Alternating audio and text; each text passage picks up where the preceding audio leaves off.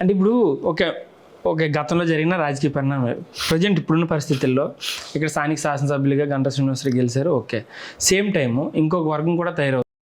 ఇలాంటి లీడర్లు అందరూ ఒక్కో నాయకుడికి విన్నుగా ఉంటున్నారు, దన్నుగా ఉంటున్నారని, లేదంటే కొంతమంది వేరే నాయకుడు ఉన్నాయని ఇక్కడ భీమిలి నియోజకవర్గంలోనే 2 వర్గాలు స్టార్ట్ అయిపోతున్నాయి. ఒకటి అంటే గంటా గారు ఎట్లా స్పందిస్తారు మేడం? రాజబాబు వర్గం అంటాం లేదండి. ఇప్పుడు నేను రాజబాబు గారు గంట గారితో మాట్లాడేదాన్ని, గంట గారు శారదమ్మ మాట్లాడేదాన్ని, వాళ్ళ అబ్బాయితో మాట్లాడేదాన్ని, వాళ్ళ ఇంటికి వెళ్తూ పోతూ వచ్చేదాన్ని. ఎప్పుడైనా జనవరి 1 అయినా అతని బర్త్డే కన్నా నేను బొక్కేలు ఇచ్చేదాన్ని. రాజబాబు ఎన్నిసార్లు ఉండేటప్పుడు కూడా నేను వెళ్ళేవాళ్ళని.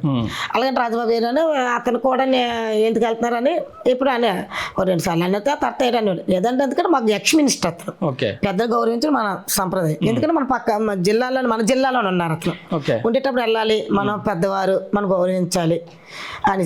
అలాగంటే రాజబాబును కూడా మేము ఏ రోజు కూడా ఈ వర్గం ఆ వర్గం అని చూడలేదు. అతను కూడా వర్గాలు ఏ రోజు ఇచ్చేయలేదు. 4 సంవత్సరాలు చాలా కష్టపడ్డాడు, పనిచేసాడు, బాగా యాక్టివ్గా అందరినీ తిప్పాడు. రాకపోతే అందరినీ తిట్టేవాడు కూడా. కానీ అందరూ కూడా అలా ఉండడం వల్ల అందరూ యాక్టివ్గా పనిచేసేవాళ్ళు. రాజబాబు గారికి ఒక ఇది ఉందండి. అంటే జనరల్గా నేను విన్నది ఏంటంటే ఆయనకు కొంచెం నోరు దురుసు ఎక్కువ, అందరి పట్ల కొంచెం అంటే నోటికి ఏదొస్తే అది మాట్లాడతారు అనేది ఒక ఉంది ఆయనకి. సార్ దాన్ని మీరు ఎట్లా ఎక్కిపోస్తారా? నేను కూడా చాలా సార్లు చెప్పాను మీలాగా. నేను వెళ్ళి కూర్చోబెట్టి ఒరే బాబు తిట్టకరా, నీకు ఎంత బాగా చేస్తాను తమ్ముడు కాబట్టి చనువు మీద తమ్ముడు. మా ఆయన గారు ఉండేటప్పటి నుంచి బాగా అక్క అనుకునే ఉండేది. ఫస్ట్ జనసేనకి వెళ్ళాడు. జనసేనకి వెళ్ళేటప్పుడు మా దగ్గరకు వచ్చాడు రమ్మని, ఎంపీపీ. నేను నా పేరు పట్టుకెళ్ళి అక్కడ అధిష్టానంకి ఇచ్చేసాడు. చిరంజీవి గారు, అరవింద్ నాన్నగారు ప్రజారాజ్యం ఉండేటప్పుడు నా పేరు కూడా ఇస్తే 18 మంది సమన్వయ కమిటీ ప్రతి మీటింగ్ వెళ్ళిపోయి నన్ను అడిగేవారు. చిరంజీవి గారు బావగారు అడిగేవారు నన్ను, ఏ టీలు ఎలా అవుతా రాలేదని. ఒకసారి ఇంటికి వచ్చి 10 వరకు కూర్చున్నాడు. ఫ్లైట్ టికెట్ తీసుకుని వస్తారా రారని. ఆవిడ మా ఆయన గారు ఒకటి అన్నారు, నువ్వు టికెట్ తెచ్చుకో, కంపల్సరీ నీకు వచ్చి పని చేస్తాం, లేకపోతే మేము చెయ్యం అని చెప్పేశారు. అయినా వదలలేదు. నేను నాకు ఫ్లైట్ అంటే నాకు చాలా భయం రా, నువ్వేం అనుకోవద్దు, మీ భావం తీసుకుని. లేదు నాకు నిజంగా భయం, ఫ్లైట్ అంటే నాకు చాలా భయం. నేను ఏ వెహికల్ ఎక్కినా చాలా స్పీడ్గా, కార్ అయినా స్పీడ్గా వెళ్ళలేను, చాలా స్లోగా వెళ్ళాను. అంత చాలా భయం. నేనైతే రాను, మీ బావ వస్తాను తీసుకుని వెళ్ళాను. సరే అయితే నువ్వు ఓకేరా బాధపడలేక ఓకే వస్తాను అన్నాడు రాజబాబు. ఆ రోజు అందరూ ఎంతమంది టికెట్లు తీసారు, 2 టికెట్లు అయ్యి మొత్తం క్యాన్సిల్ అయిపోయాయి. అప్పుడు బతికేంట్రా బాబు, నువ్వు అందరు రాజబాబు కంపల్సరీ వెళ్ళాలి, ఇంకొకరు ఎవరు వెళ్ళాలి, మీ ఇద్దరు వెళ్ళండి అనేసి ఉండిపోయాయి. అలా చనువు మీద అప్పటి నుంచి తమ్ముడు అనుకుంటా నేను చెప్పాను, నువ్వు కొంచెం అదుపులో పెట్టుకో, మంచిగానే నోరే చెడుకన్నా నోరే రాజబాబు చెప్తే, ఏంటి కోపం వచ్చేస్తుంది అక్క, నేను ఏం చేయలేకపోతే ఏం చేయకపోతే ఆగు, ఏమనక నువ్వు, నీ కొంతమంది నీ మంచిగా చెప్తున్నారు, ప్రతి ఒక్కరు నోట. నేనంటే మీటింగ్లు వెళ్ళినప్పుడు అనేవారు, నోటు ఎక్కువైపోతుంది, ఏమంటే పడతాం పెట్టి ఆడుకోవడానికి వస్తున్నాం పెట్టి, మాకేంటి జరగకు వస్తున్నాం పెట్టి అని చాలా మంది మీటింగ్లు అనేవారు. వద్దురా అని చెప్పిన. ఒక్కొక్క మనిషికి అలవాటు అయిపోయిన తర్వాత మనం ఎవరు చెప్పినా ఆటోమేటిక్ అంటారు. కానీ చాలా మంచోడు, మనసు అయితే మంచోడు, నోరు వల్ల కొంచెం అక్కమాట ఉంటే ఈ రోజు బాగుండేదేమో. రాజబాబు అక్కమాట ఉంటే ఏమో అక్కమాట అంటే ఎందుకంటే ఆయన ఒక ఎమ్మెల్యే ఆస్పిరెంట్ అనమాట. సో ఆయన ఈరోజు అది అవ్వలేకపోవడానికి రీజన్స్ కూడా కారణం కావచ్చు అని నేను అనుకుంటున్నాను. అందుకని ప్రజాప్రతినిధి వచ్చిన వాళ్ళందరినీ తిట్టి చేస్తుంటే 2వ రోజు వాళ్ళకి అంటారు. వచ్చిన వాళ్ళు ఒక డాక్టర్ దగ్గరికి వెళ్ళి ఆదరిస్తే సగం జబ్బు తగ్గిపోద్ది. అలాగే ఒక నాయకుడి దగ్గరికి వచ్చిన తర్వాత మంచి మాట్లాడండి, ఆ వచ్చిన సమస్య చెప్పడం ఇంక మనకి చాలా మంచి 10 మంది చెప్తారు, నా పొద్దుమే చేసారు, అతను ఇంత బాగా మాట్లాడారు చేశారు అని. అది రాజకీయాల్లో ఉన్నాయి. మరి మీరందరికీ పార్టీ కోసం కష్టపడి పనిచేస్తారు, మీ అందరికీ పదవులు వస్తున్నాయి. పాపం రాజబాబు గారు అయితే ఒక ఎమ్మెల్యే క్యాండిడేట్ అయ్యింది, 4-5 పాటు అపోజిషన్లో మీలాగే ఆయన కూడా అధికార పార్టీని ఎదుర్కొని మీ భీమిలి నియోజకవర్గంలో పార్టీ కార్యాలయం పెట్టి, అఫ్కోర్స్ పార్టీ పెట్టిందా సొంత నిధులు పెట్టేది అన్ని భరించి ఆయన చేశారనమాట. సో ఈరోజు ఆయన పరిస్థితి ఏంటి? మళ్ళీ ఆయన జీరో అయిపోయారు, ఆయన పని అయిపోయింది, ఇంకా ఆయన పొలిటికల్ కెరీర్ క్లోజ్ అయిపోయిందనే వార్తలు వినబడుతున్నాయి మేడం. జీరో అయిపోయిందని అనుకున్న వాళ్ళు అనుకుంటారు, కానీ జీరో ఏమలేదండి. అతని దృష్టి స్టేట్లోనే ఉంది, బాబు గారి దృష్టిలోనే ఉంది, లోకేష్ గారు దృష్టిలో ఉంది, పవన్ కళ్యాణ్ దృష్టిలో ఉంది. ఇస్తారు పదవులు అనేది వెనక ముందు వస్తాయి. అందరికి ఒకేసారి ఇవ్వాలంటే ఎవరైనా ఓకే 1 by 1 ఇస్తుంటారు. వస్తాయి ఇంకా మనకి ఏంటి ఒక 2 సంవత్సరాలు 3 సంవత్సరాలు అయిపోయి ఒక 7 నెలలు ఎంత అవుతుంది మన పార్టీ వచ్చి. ఇంకా ఉన్నాయి కదా 4 years ఉంది కదా, మనం ఎందుకు రాలేదు ఎందుకు అనుకోవాలి. మంచి పదవి ఏమో వెనకనే ఉన్నట్టు ఇంకా మంచి పదవి వస్తుందేమో దాన్ని గుర్తించుకోవచ్చు కదా. రాలేదని నిరుత్సాహం పడవక్కర్లేదు. అలాగే ఎవరో ఏదో అంటారు, వెనకాల ఉన్న వాళ్ళు ఎంతమంది అనుకుంటారు. అలాగే నువ్వు పట్టించుకోకూడదు. అవన్నీ ఇస్తారు, ఇప్పుడు లేట్గా రావచ్చు. కానీ ఏ పదం మీద బాబు గారు అనుకుంటున్నారు నీకు ఇవ్వాలని, అది ఎవరికి తెలుసు? బాబు గారి దృష్టిలో నీకు ఏ పదవి ఇవ్వాలని అతను అనుకుంటున్నారు, ఎవరికి తెలియదు కదా. అంతే, ఎందుకంటే పెద్ద పదవులు ఇవ్వచ్చు కదా నీకు, అంతే కదండి. పెద్ద పదవులు ఇవ్వచ్చు. ఇంకా దాని మీద మనం అలాగని సినిమా తీసుకొని ఈరోజు గంట గారు మీటింగ్ వచ్చినప్పుడు రాజబాబు గారు వస్తారు, సందీప్ గారు వస్తారు, రామనాయుడు గారు వస్తారు, గంట గారితో పాటు అందరూ వస్తారు. మీటింగ్ పెట్టుకోవడం చక్కగా కలిసి పని చేస్తున్నారు. ఈరోజు నియోజకవర్గంలో టాప్ 1లో ఉంది మన నియోజకవర్గం. అంతర్గత విభేదాలు లేవంటారా? అంతర్గత విభేదాలు రాజబాబు గారికి అలాంటివి ఎట్లేవు. సందీప్ గారికైనా గంట గారికి కానీ ఎవరికి రాజబాబుకి కానీ అలాంటివి లేవు. వస్తూ ఉంటారు. ఇప్పుడు పని లేకపోతే గంట గారితో ఆ రోజు పని లేదు ఏమన్నా ఉంటే రాజబాబుకి రారు, కానీ మీటింగ్ అది అటెండ్ అవుతున్నారు. ఎలక్షన్ టైంలో గంట గారు ఎలక్షన్ టైంలో కూడా ప్రతిసారి కూడా రాజబాబు అటెండ్ అయ్యారు, సందీప్ అటెండ్. కానీ ఇప్పుడు కూడా వస్తున్నారండి. అదే ఈరోజు సభ్యత్వాలు చేసే దాంట్లోనే ఈరోజు నా భీమిలి కూడా ఒక స్థానంలోకి వెళ్ళింది. మాది వెళ్ళిందంటే గంట రవితేజ గారు కూడా ఈరోజు యువ నాయకుడు, చాలా కష్టపడ్డారు. ఆ రోజు అతను తక్కువ టైంలో వచ్చి సెంచరీ కొట్టారు ఈరోజు సభ్యత్వాలని. భీమిలి మొన్న సెలబ్రేషన్ కూడా చేసుకున్నాం. అలాగా చేస్తారు. మరి మన నలుగురు కొలిస్తే కదా ఏమైనా పార్టీకి నాయకుడి వల్ల అయిపోయి నలుగురు కలిస్తే కదా పార్టీకి కూడా ఒక మంచి పేరు, ఒక పొజిషన్లో ఉంది. ఒక భీమిలి నెంబర్ 1 స్థానంలో ఉందంటే నాయకుడు ఎంత బాధ్యత ఉందో కార్యకర్తలు కూడా అంతే బాధ్యత ఉంది. మీ అంచనాగా అంటే మీరు ఒక స్టేట్ లెవెల్ పొజిషన్లో ఉన్నారు కదా, మీకు అక్కడ కొంత ర్యాపో ఉంటుంది వాళ్ళతో, రాజకీయాల పైన లేదంటే స్టేట్లో ఉన్నటువంటి మంత్రులతో కానీ, లేదా ఎలా ఉంటుంది రాజబాబు గారికి అంటే మీ ద్వారాగా ఒక నమ్మకం, ఆయనైనా ధైర్యంగా నిలబడాలి కదా. సో మీరు ఏం చెప్తారు ఆయనకి ఏ రకమైన పదవి వచ్చే అవకాశం ఉందనుకుంటున్నారు మీ అంచనాగా? నేను మీ ద్వారా అక్క ద్వారా తమ్ముడికి ఒక ధైర్యం నింపాలి. ఏ రకమైన అయితే అది అధిష్టానం చూసుకుని ఏ రకమైన పదవి నేను చెప్పలేనండి. పదవి అయితే గ్యారంటీ అని నాకు తెలుసు. వస్తుంది అని నేను నమ్ముతున్నాను. ఏ పదవి అక్కడైనా ఏ పదవిని చెప్పలేదు. ఎప్పుడైనా మంగళగిరి వెళ్ళినప్పుడైనా నేను దేనికన్నా ఈ మధ్యన కొంచెం తగ్గించానంటే ఈ పొజిషన్ కొంచెం పార్టీ వచ్చిన తర్వాత ఇల్లులన్నీ ఇవన్నీ ఫంక్షన్ చూసి మీరు వచ్చేటప్పుడు కూడా నేను ఎంత బిజీగా ఉన్నాను. అందరూ పంపించేసి మీరు మరి 2 రోజులు అక్కడ 10 రోజుల నుంచి మీరు ఫోన్ చేస్తున్నారని మళ్ళీ మీరు పంపితే బాగోదని మీకు ముందే ఫోన్ చేసి నాకు అవ్వదండి ఇలాగా అనేసి. అంటే వాళ్ళ ప్రజల సమస్యలు కూడా ముందు మనకు ఇంపార్టెంటే కదా. అందుకని రావడం అయితే రాజబాబు పదవి వస్తుంది, నిరుత్సాహపడవలసిన అవసరం లేదు.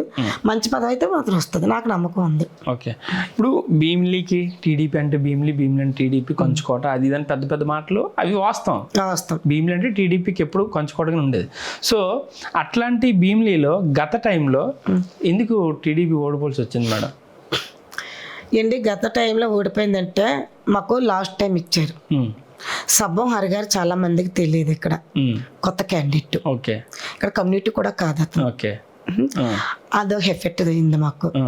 అవంతి ఆల్రెడీ చేసి ఉన్నారు, ప్రజారాజ్యంలోనే అవంతిగా చేసి ఉన్నారు. సెకండ్ టైం కూడా అతను పెట్టారు. చేసిన పరిచయాలు ఉన్నాయి అతనికి. అప్పుడు ప్రజారాజ్యం ఉండేటప్పుడు చేసిన పరిచయం టీడీపీ వాళ్ళతో అదే కేడర్ తోటి అందరి కేడర్ తో పరిచయాలు ఉండే. సబ్బోహర్ లాస్ట్ టైం వచ్చిన చాలా తక్కువ టైంలో వచ్చారు సబ్బోహర్ గారు. అతను వచ్చిన మరి అతను ఎలా వేసేది ఏంటో కానీ చాలా తక్కువ టైం వచ్చి మెజారిటీ బాగా తెచ్చుకున్నారు. అది అతను గొప్పతనం అని అయితే నేను అనటం లేదు, ఓన్లీ టీడీపీ గొప్పతనం అది. అంత తక్కువ టైంలో 3 ఏళ్ళు కొంతమంది నాయకులు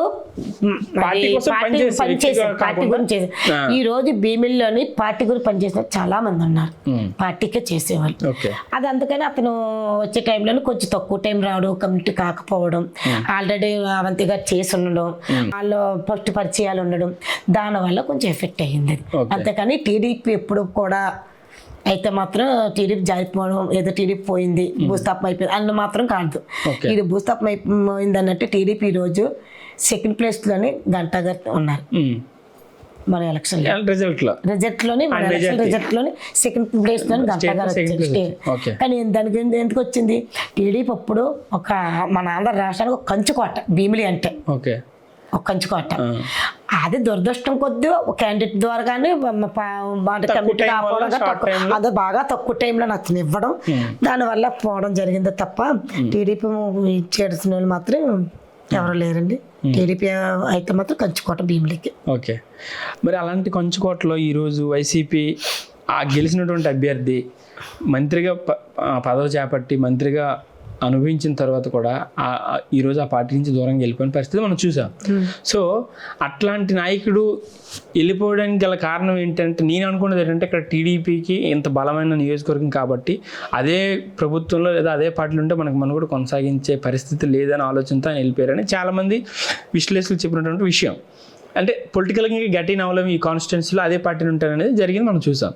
సో అట్లాంటి నియోజకవర్గంలో వేరే జిల్లా నుంచి ఒక బలమైన నాయకుడిని ఈ నియోజకవర్గంలో తెచ్చి సమన్వయకర్తగా పెట్టారు అదే పార్టీ. సో దాన్ని మీరు ఎట్లా చూస్తారు మేడం? ఈరోజు అవంతి గారు మొన్న రాజీనామా చేశారు వైసీపీకి. మరి అతనికి వైసీపీ చేసిన నిర్ణయాలు అతనికి నచ్చపోవచ్చు. అతను 5 సంవత్సరాలు వైసీపీ చేసిందని ప్రజలు బాధపడవచ్చు. ఓకే, ఇప్పుడు అంత జగన్మోహన్ రెడ్డి చేసుకున్నారు. ఎవరికి ఇతను ఎమ్మెల్యేలకి ఏ స్థానం ఇచ్చారు, మినిస్టర్లకి ఏటి ఇచ్చారు అంతా అతను చూసి ఇతను మినిస్టర్ని ఏడ్ చేశారు. టూరిజం మినిస్టర్గా ఉన్నారు, ఏడ్ చేశారు జిల్లాకి. ఇతను చెయ్యాలని అనుకున్న అక్కడ అధిష్టానం ఇవ్వకపోతే ఇతను ఏం చేశారు, చేయలేదు. అతను నచ్చపోవచ్చు, అతని ప్రజల్లోని ఇతనికి ఎదురవ్వచ్చు. ఇవన్నీ చూసుకొని మళ్ళీ నేను ఇక్కడే కొనసాగిస్తే 1,000 ఓట్లు కూడా నాకు పడవనేసి అతను గట్టి నిర్ణయం తీసుకొని వైసీపీ రాజీనామా చేసి నేను అనుకుంటున్నాను. ఓకే, ప్రజలేమనుకుని నేనైతే అనుకుంటున్నాను. మళ్ళీ అందుకే అతను రాజీనామా చేసి ప్రజల మనిషిగా ప్రజల్లోనికి వెళ్ళి ప్రజల మనిషిగా ఉండి ప్రజలకి న్యాయం చెయ్యాలనుకుని ఈరోజు ఏదో మార్గం అతను ఎత్తుక్కుంటున్నారు. మళ్ళీ అతను ఎత్తుక్కుంటారు, ఏ పార్టీకి వెళ్తారో మనకు తెలియదు. అయితే ఈరోజు అతను వెళ్ళిపోవడానికి కారణం వైసీపీ సీఎం జగన్మోహన్ రెడ్డి, అధినేత, మాజీ సీఎం ఆయనే ఈరోజు వెళ్ళిపోవడానికి. మరి ఆయన ప్లేస్ లో పక్క జిల్లా నుంచి భీమ్ నియోజకవర్గం ఇన్ఛార్జిని తీసుకొచ్చారు, దాన్ని ఎలా చూస్తారు? ఈరోజు మరి అంత పార్టీ మనిషి లేదు అనుకుంటున్నారేమో నియోజకవర్గంలో. మరి ఇంత క్యాడర్ ఉంది. ఇక్కడ జడ్పీటీసీలు ఉన్నారు, ఎంపీపీలు ఉన్నారు, అనంతపురం ఎంపీపీలు ఉన్నారు, మరి భీమిలి ఉన్నారు, జడ్పీటీసీలు ఎంపీపీ అందరూ జడ్పీసీలు ఎంపీపీ ఉన్నారు భీమిలి. మరి మధురవాడ ఉంది, సింహాచలం ఉంది, మరి అంతా వీళ్ళు క్యాడరే కదా. మరి వీళ్ళలోని ఎవరంత నాయకులు లేరు అనుకొని పక్క జిల్లాని తీసుకొచ్చుంటారు వాళ్ళు. మరి చిన్న సీన్ అంటే బొత్స సత్యనారాయణ మేనల్లుడు, చిన్న సీన్ అంటే అందరిలోనే చైర్పర్సన్, అందులోనే అతనికి ఒక పేరుంది. చిన్నసీన్ అంటే ఒక అందరిలోనే ఉండే మనిషి. మెయిన్ ఏంటి కాప్ కమ్యూనిటీ, అది ఓకే మెయిన్. అది చిన్నసీన్ సామాజిక బలంగా ఉంటది. అందులోనే ఇక్కడ చుట్టరకాలు ఉన్నాయి చిన్నసీన్ గారికి. మరి ఇన్ని ఉన్నాయి, అతను తీసుకొచ్చి బాగానే పెట్టారు. మొన్న 10 రోజుల క్రితమే ఎవరు శ్రీకాంత్ గారు మొన్నే గంట గారు అయామిలోని సర్పంచుల్ని ఎంపీడీలు పార్టీ అందరిని తీసుకొచ్చి ఊర్లో వాళ్ళని తీసుకొచ్చి కొండవాళ్ళు వేయించారు. మరి ఇతను చిన్నశ్రీనికి అంత బలము పలుకుబడి ఉన్నారు. మరి వీళ్ళెందుకు మొన్న చిన్నశ్రీని వచ్చిన తర్వాత ఎందుకు టీడీపీ పార్టీలోకి వచ్చారండి? వరాల రాజు గారు అప్పుడు అతను కూడా వైసీపీలో ఉన్నారు. మరి మీరు చేసినవి నచ్చక, మీ పార్టీలో ఉన్నవి నచ్చక, మీ పార్టీ చేసే కార్యక్రమాలు నచ్చక ఈరోజు మొన్నక నేను వెళ్ళాను దానికి. మీరు ఆ మీటింగ్ వెళ్ళాను, నన్ను కూడా ఆహ్వానించారు, వెళ్ళాను నేను. కొండవాళ్ళు వేసుకున్నారు వాళ్ళు. అంటే ఈ రాజకీయ చర్చ ఏం నడుస్తుందంటే ఇప్పుడు భీమిలి లాంటి ఇప్పుడు సామాజికంగా కాపు సమాజానికి బలమైన ప్రాంతం ఇలాగ ఈ రూరల్ ప్రాంతం కావచ్చు ఇటువైపు నుంచి. సో అట్లాంటి సామాజిక వర్గంగా రాజకీయంగా ఎదుర్కోవాలంటే ఒక బలమైన నాయకుని ఉండాలనే ఉద్దేశంతో ఆయన తీసుకొచ్చి పెట్టారు ఇక్కడ. ఆయన అంటే ఇప్పుడు వైసీపీ ఏ ధోరణిలో ఉందంటే పార్టీ నిరుత్సాహపడుతుంది, క్యాడర్ ఆందోళనలో ఉన్నారు, బలమైన నాయకుడు అక్కడ లేరు కాబట్టి తీసుకొచ్చి పరిస్థితి ఉందన్నమాట. నేను అనుకునేది ఏంటంటే ముఖ్యంగా ఆయన భీమిలి నియోజకవర్గంలో ముఖ్యంగా పద్మనాభం, భీమిలి రూరల్ మండలం, ఆనందపురం ఈ మండలాల్లోనే ఆయన కార్యక్రమం స్టార్ట్ చేశారు కూడా. సో ఇక్కడ అంటే మీలాంటి నాయకులందరినీ ఎదుర్కోలేక ఆయన ఏమైనా ఇక్కడ స్టార్ట్ చేస్తారా, లేదంటే అదేమైనా పొలిటికల్ స్ట్రాటజీ ఏమైనా భాగం అవ్వచ్చు అనుకుంటారా? ఇప్పుడు నాయకుడు అంటే పొలిటికల్గా జగన్మోహన్ రెడ్డి గారు చిన్న సీన్ అయితే బాగుంటుంది, చిన్న సీన్ అంటే బాగుంటుంది. అతని క్యాటర్ కూడా కొంచెం పెద్ద క్యాటర్ కదా. చిన్న సీన్ అంటే చాలా పదాలు చేసి ఉన్నారు. అందులో ఒక మినిస్టర్ మేనల్లుడు, అందులో చైర్మన్ చేసిన ఏదన్నా అతను బాగా చేస్తాను. జగన్మోహన్ రెడ్డి అని అతనికి నియోజకవర్గంలో పంపించారు. మరి ఉన్న నాయకులు అంత పార్టీ వాళ్ళు కాదనే కదా మరి జగన్మోహన్ రెడ్డి అతను తీసుకొచ్చి జిల్లాని తీసుకొచ్చి పెట్టారు. మరి దానికే మనకు తెలుస్తుంది. మరి ఇక్కడ 3 మండలాలు ఉన్నాయి, మధురవాడ ఉంది, సింహాచలం ఉంది. మరి ఇంత నాయకులు ఆ నాయకులు ఎవరు లేరు, అంత పార్టీ వాళ్ళు లేరని కదా చిన్నశ్రీని పెట్టారు ఇక్కడ. అంతే కదండి. మరి చిన్నశ్రీని పెట్టారు. ఈ రోజు చిన్నశ్రీని గారు వచ్చారు, టీడీపీ పడిపోద్ది, టీడీపీ పోద్ది అని వాళ్ళు అనుకుంటా వాళ్ళు అనుకోవచ్చు. కానీ టీడీపీ ఇప్పుడు పడదు. టీడీపీ పడిపోతుంది చెయ్యాలి అనేది అది ఉత్త వీళ్ళు అనుకుంటున్నారు అది. కానీ మీరు బలమైన నాయకులు అవుతావు మీకు అనుకోవచ్చు. మీ నాయకులు మీకు బలం, మా నాయకులు మాకు బలం. మాకు ఎవరి నాయకులు అంటే మా బలం అది. ఇప్పుడు గంటా గారు పెట్టచ్చు, ఆ తర్వాత ఇంకొకరు రావచ్చు. మా బలం మాదేది, మీ బలం ఏది. ఇప్పుడు 10లోకి వెళ్ళిన తర్వాత మీ బలం మీరు చూపి, నా బలం మేము చూపించుకుంటాం. అది అలాగని మీరు వచ్చారు ఏదో మాకు పర్వాలేదు, మా చంద్రశేఖర్ గారు ఉన్నారు చేసేస్తారు. ఈరోజు చేసేయడానికి అధికారం లేదు. ఏం చేసేస్తారు వచ్చి పోలీసు చేశారు అనుకోండి, మీలాగా తప్పుడు పనులు చేస్తే కదా మా మీద మీరు చూపించాలి. ఎక్కడ కబ్జాలు చేయటం లేదు కదా, ఎవరి తండ్రి రాజకీయాలు చేయటం లేదు కదా, ఏ భూములు పడేసుకోవటం లేదు కదా, ఒక నెంబర్ మార్చి ఇంకో నెంబర్కి ఎక్కించుకోవటం లేదు కదా. మీరు దేనికి మీరు చేయగలరు? వచ్చారు మీటింగ్లు పెట్టుకుంటారు. మీకు మేము ఎవరైనా ఏ పెన్షన్ ఏదో రాకపోతే మీ నాయకులు చెప్పాలి. అది ఆ పెన్షన్ కాలు ఎలిజిబిలిటీ అయితే మేమే ఇస్తాం. ఇక్కడ ఆ పార్టీ లేదు. అది నిజంగా ఎలిజిబిలిటీ అనుకోండి, వాళ్ళకి ఏమీ లేదు, అది మేమే ఇస్తాం. మేమే ఇస్తాం. ఎందుకంటే పేదరికంలో ఉన్న తర్వాత కూడా మేము వాళ్ళ పొట్టమే కొట్టలేం కదా. ఇప్పుడు 4,000 శాంక్షన్ అంటున్నారు, 4,000 శాంక్షన్ మేము ఇవ్వలేమా? ఎందుకు వాళ్ళు ఎలిజిబిలిటీ అది. అంతేకాని ఎలిజిబిలిటీ లేని వాళ్ళు మీకు చేసేయండి, మాకు దాని మీద ధర్నాలు చేసారంట, అది మీకు మంచిది కాదు. ఇప్పుడు ఆయన వైసీపీకి మళ్ళీ పూర్వవైభవం తీసుకొస్తాం, ఇక్కడ వైసీపీ మళ్ళీ జెండా ఎగరేస్తాం. భీమిలి నియోజకవర్గంలో ఆల్రెడీ నాకు పద్మనాభం, ఆనందపురం లాంటి ప్రాంతాల్లో నాకు మంచి ఆదరణ లభిస్తుంది. ఇక్కడ మంచి నాయకులను ఆదరిస్తున్నారు. సో జగన్మోహన్ రెడ్డి గారికి ఇచ్చిన మాట ప్రకారంగా భీమిలిలో వైసీపీ మళ్ళీ బలోపేతం చేస్తానని కామెంట్ చేస్తున్నారు మేడం. దాన్ని మీరు ఎలా చూస్తారు? చేసుకుంటారా? వాళ్ళ ఇష్టం అది. అది చంద్రశేఖర్ గారు వచ్చారు, ఇప్పుడు నాకు పదవి ఇచ్చారు అనుకోండి, నేను చేస్తాను అంటాను. నేను చెప్తాను, నేను భీమిలిలో టాప్ లెవెల్లో ఉంచుతాను, నేను ఈసారి ఎమ్మెల్యే 1,00,000 కదా 2,00,000 ఓట్లతో గెలిపిస్తాను అంటాం. అది అతను తీసుకొచ్చిన తర్వాత మరి అతను అనాలి. అది మళ్ళీ పూర్వవైభోగం మళ్ళీ వైసీపీకి తీసుకొస్తాము, చూద్దాం తీసుకొస్తారేమో, ఎంత తీసుకొస్తారో ఏంటి, మళ్ళీ ఇతరే క్యాండిడేట్ అవుతారేమో చూస్తారు కదా. మరి వస్తే మరి నేనేమంటానంటే, ఇప్పుడు గంటా లాంటి వ్యక్తి ఇక్కడ ఉండగా, రాజ్బాబు లాంటి వ్యక్తులు ఉండగా, కురుమనేని లీలావతి గారు లాంటి వ్యక్తులు ఇక్కడ ఉండగా అది సాధ్యపడుతుందని నా అభిప్రాయం, నా డౌట్. ఏంటి ఈరోజు మేము ఉన్నాం, మేము ఎవరు చెప్తే వాళ్ళకి ఓటేస్తారు. అది నా క్యాడర్, నాకు ఓట్లు ఉన్నాయి. ఇప్పుడు ప్రతి సర్పంచ్ ఉంటే మా సర్పంచ్, మా ఎంపీటీసీలు ఉన్నారు, మా క్యాడర్ ఉన్నారు, అందరికి అదే ఉంటుంది. ఎవరి సర్పంచ్ వాళ్ళ క్యాడర్ ఉంటుంది, మా క్యాడర్ మాకు ఉన్నారు. మరి మీరు ఏ ఉద్దేశంతో మీ క్యాడర్ పెట్టుకుని మీరు వచ్చారు. ఇప్పుడు మీ ఎంపీపీలు ఉన్నారు, ఎంపీపీ ఉన్నారు, ఎందుకు ఓట్లు పడవని మనం అనుకోవచ్చు. జడ్పీటీసీ ఉన్నారు, జడ్పీటీసీ వాళ్ళు ఎందుకు ఓట్లు పడవు అనుకోవచ్చు. సర్పంచ్లు ఉన్నాయి, మా క్యాడర్ ఉంది కదా, మా వైసీపీ వాళ్ళు ఎందుకు, ఆ క్యాడర్ మీద మీరు వచ్చి ఉంటారు. దాని మీద మీరు అంటారు నేను పూర్వవైభవం తెస్తాను, నేను ఇక్కడ ఇచ్చేస్తాను అనేసి. దానికి మనం ఏం చేయలేం. అంటే నేను అంటుంది, మీరు అనేది ఓకే, గంటా గారు లాంటి వ్యక్తిని నిలబడగలిగి ఆయన ఫేస్ చేసి అంత తీసుకురాగలరా అని నా ఉద్దేశం. ఇప్పుడు గంటా గారి పాలిటిక్సే వేరు. ఎంత స్టేట్లో 2nd ప్లేస్కి వచ్చి అంత మెజారిటీ వచ్చిందంటే, ఇప్పుడు ఆయన కూడా ఇదివరకు వేరే కాన్స్టిట్యున్సీ వచ్చిన వ్యక్తే కదా. గంటా గారు ఇదివరకు వేరే కాన్స్టిట్యున్సీలో శాసనసభ్యులు ఉండి ఈ నియోజకవర్గంకి వచ్చారు, మళ్ళీ ఒకప్పుడు చేసినాను. సో అలాంటి వ్యక్తికి మళ్ళీ అంత మెజారిటీ వచ్చినట్టు, అంత బలమైన నాయకుడి దగ్గర సేమ్ సమాజంలో చెందిన వ్యక్తిని బలంగా దించితే కరెక్ట్గా మనకి పోటీ చేయగలం అనే స్ట్రాటజీ దించారనమాట. సో గంటాన్ని దాటుకొని అంత రాజకీయం చేయగలుగుతారా అని. గంటాన్ని దాటుకొని అయితే చేయలేరండి. గంటా శ్రీనివాసరావు మళ్ళీ ఇదే నియోజకవర్గం చేస్తా, చేయలేరు వాళ్ళు. నేను చెప్తున్నాను, గంటా శ్రీనివాసరావు గారితో అతనికి ఓటం అంటే తెలియదు. గంటా శ్రీనివాసరావు రాజకీయం ఎవరు చెయ్యాలంటే చేయలేరు. అతను నేర్పే వేరు, అది మైండ్ సెట్ వేరు. అతను ఎలా చెయ్యాలన్నది అతనికి చాలా తెలుసు.